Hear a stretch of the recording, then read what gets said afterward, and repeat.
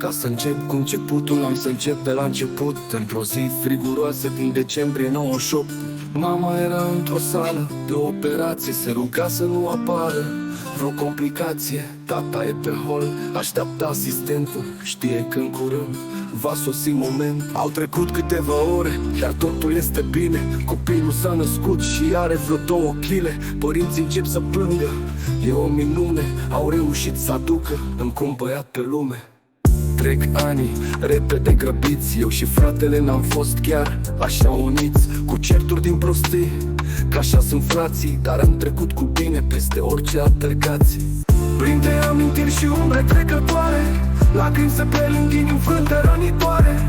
Cu dor în suflet căutăm alinare, familia ne leagă în durere și în iertare. În liniștea nopții cu dor ne trezim, amintiri prețioase de demon ne păzim. Cu inimi în frânte și ochii înlăcrimați, familia rămâne pe suflet imprimați. Anii au trecut, băieți au devenit bărbați. Mama spunea mereu ce bine era dacă nu creșteați. Fratele a plecat căutând o viață mai bună, să mai fii și înapoi câteodată din an în lună.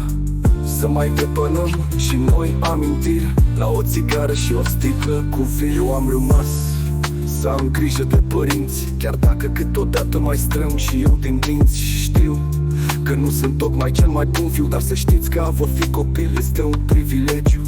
Printre amintiri și umbre trecătoare, lacrimi se preling în frânte rănitoare.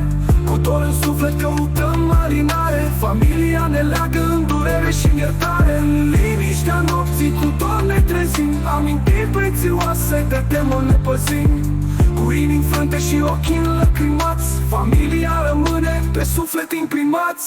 Acum la final pe această melodie aș vrea să vă dedic ție și la a ta soție o căsnicie frumoasă cu multe bucurii și măcar unul sau poate 2 copii. Iar ție mamă și tată, prin aceste rime vreau să știți că mă bucur că sunteți lângă mine. Iar prin al meu intelect, ce e puțin defect, vreau să mă închin cu multă stimă și respect. Trec ani pe lângă noi, aș da orice să îi am înapoi. Dar din păcate, așa e viața și îți dai seama tot timpul dimineața că s-au dus și nu mai vin. Așa e dat de sus, de la divin.